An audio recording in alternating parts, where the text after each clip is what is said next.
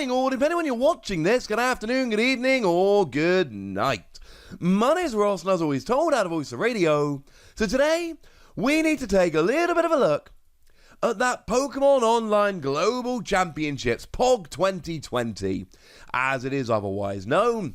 We need to have a good look at the metagame and what the format looks like right now. Shout out to Kashvinder Singh Man, who did go and put a top 32 together. Much obliged.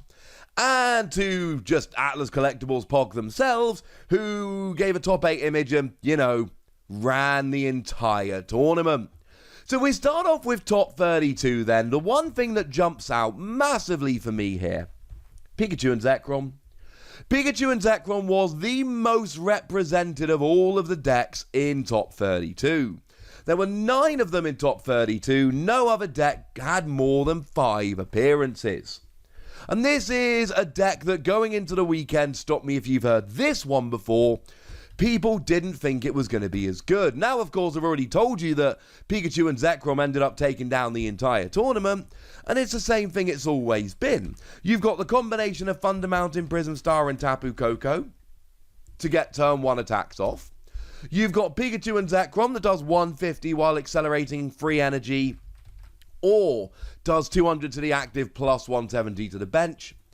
But this weekend you also added in VIRAVOLT, which gave you an item locking option, so you could, if you wanted, just sit there and item lock your opponent for the entire game, and you'll win an awful lot of games where your opponent isn't allowed to play item cards. If you just start off, you go second, your opponents have one turn with no supporters, you start locking items, your opponent loses. The next most popular deck, weirdly enough, was actually MEWTWO and MEW, another deck that a lot of people thought was past it. But the interesting thing with MEWTWO and MEW, of course, is that they've got every option imaginable.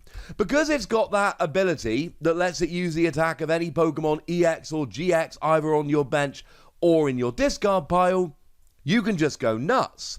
Your opponent is down to a low number of cards in their deck. In comes Magcargo, mill for 5, except it's not actually Magcargo, it's MEWTWO and MEW copying Magcargo. But you mill for 5, and then your opponent decks out, and you win. Need to accelerate a little bit of energy in the early game? Hey, we've got that Solgaleo that does 120 while accelerating energy. That sounds pretty gosh darned good. Want to drop lots of damage counters on your opponent's Pokemon, so you can take out lots of those decks with all the weak Pokemon? In comes Espeon and Deoxys. Want to just do a huge amount of damage? You've got Dragonite. My point here is that there are just so many different options, and you can go a little bit nuts with them. And of course, now you've got Horror Energy, which will do 2 damage to any Pokemon, or 20 damage, 2 damage counters, to any Pokemon attacking into it, and you can just go a little bit nuts. And believe me, there are a million different Pokemon I've not even mentioned here that come in as really nice options. To be fair, I mentioned Dragonite as an option for doing really big damage. Well, the other option you've got here is the Charizard GX from Hidden Fates. That's how, there's just so many options, right? There are so many options. It's a very good deck. Now, of the 5 that made top 32, 4 of them were played with Welder, so you get lots of energy, or at least they were the Charizard variant, which usually plays Welder, and 1 of them was played with Malamar to accelerate psychic energy. Either way, you're just playing a box deck to go a little bit nuts. Now, MEWTWO and MEW was the other surprise, but it wasn't actually the second most played deck, though I think I said that, apologies. There were 4 of those in top 32, but there were 5 of a couple of other decks, including Baby BLACEPHALON. Yeah, that deck's still good, and that deck is the same as it's always been, right? BLACEPHALON comes along, you attach free energy to it, you discard as many fire energies you like from your hand, doing 50 damage for each one discarded. You're using Welder to accelerate your energy, you're using Giant Hearth and Fiery Flint to search your energy out from your deck, you are using Fire Crystal and Energy Retrieval to get them out from your discard pile. You're using a combination of stuff like Jirachi and or a Choreo to draw just a huge amount of cards and have ridiculous consistency, and you just end up getting what you need every turn. It's a fairly straightforward deck in a lot of ways. We do see people playing Cramorant, often to take out a Dedenne on the bench for a couple of cheeky prizes, but generally speaking, it's just welder onto a Blacephalon, get a bunch of energy in your hand, smash. And in a format with lots of multiple prize decks, yeah, this works pretty gosh darn nicely. The other one which came out really, really good here was ZACIAN ADP. So you've got the whole ZACIAN thing, we all know how that works by now. It's got an ability that lets you draw free, but any metal energy get attached to it if you like, although it does end your turn. And then you've got Arcus, Hidalgo, and Palkia, who use their GX attacks so that you do an extra 30 damage with all of your attacks this turn. And you get to take, not this turn, for the rest of the game. And you take an extra prize every time you take a KO for the rest of the game. Now, Turbo Patch is a very cool card. The deck's playing Energy Switch anyway. So Turbo Patch, you flip a coin, and if heads, you attach it to a non-GX Pokemon, a basic energy from your discard pile, i.e. not ADP. But remember, you're playing a bunch of Energy Switch anyway, so it really doesn't matter. That really wasn't being played. The decks that made top 32 weren't playing Turbo Patch. What they were playing was Rayquaza. Now, this is super interesting to me, because if you look back at the Limitless Qualifier tournaments, that were the big online tournaments happening at the beginning of lockdown, etc., they were not playing Rayquaza GX. It's basically got an ability when you play it to the bench, you discard the top 3 cards of your deck, and you attach a basic energy from your discard pile to it, and then of course you energy switch it off to your ADP to get the turn 1 GX attack more easily. This was not being played at the beginning of lockdown a couple of months ago, and now all the decks are playing it. And the reason is, it started happening in Japan. I showed you deck lists of it happening in Japan, and people have finally picked up on that idea and started stealing it outside of Japan. Although it is worth noting that one of the players that did make top cut with the deck was Sho Tanimoto, who, of course, from Japan, and therefore probably got it from his mates in Japan. Because a couple of months ago, no one outside of Japan was using Rayquaza in ADP, and now it seems to become a little bit of a staple, which I find interesting.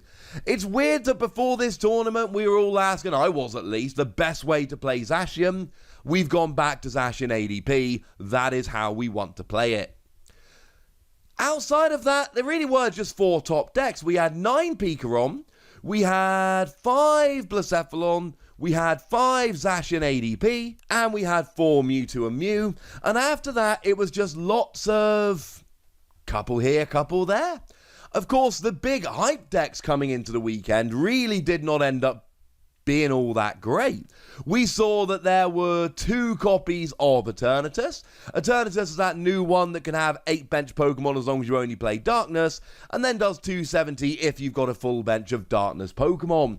It's got 2 energy, it was supposed to be really good, and you were going to play it with that Hooper that did 90 for a single energy as a basic single prize Pokemon, and we were going to be playing it with Galarian Zigzagoon that dropped extra damage, and it looked so good.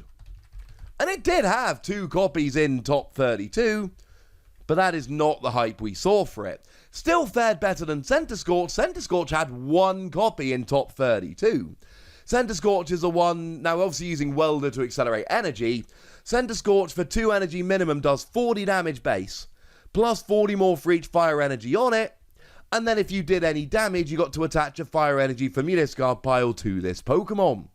So in theory, you just pile fire energy on there as quickly as you possibly can, and then you just one-hit everything. And it's a good deck, and it was well represented over the weekend as a whole, but time we got to top 32, shall we say the hype had died down just a bit.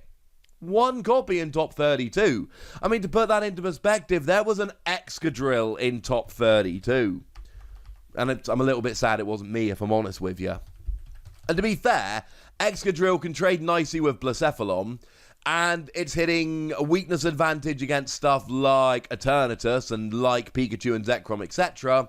So there were reasons to play Excadrill this weekend. It was a very nice deck, but still very much a fringe deck. Speaking of fringe decks, I'm going to tell you more about this deck over the next couple of days, but Stefan Ivanov did actually come along and take Mad Party to top 32. This is a new version of that deck where, there's lots of Pokemon with the same attack and we whack them in the discard pile and then we do lots of damage.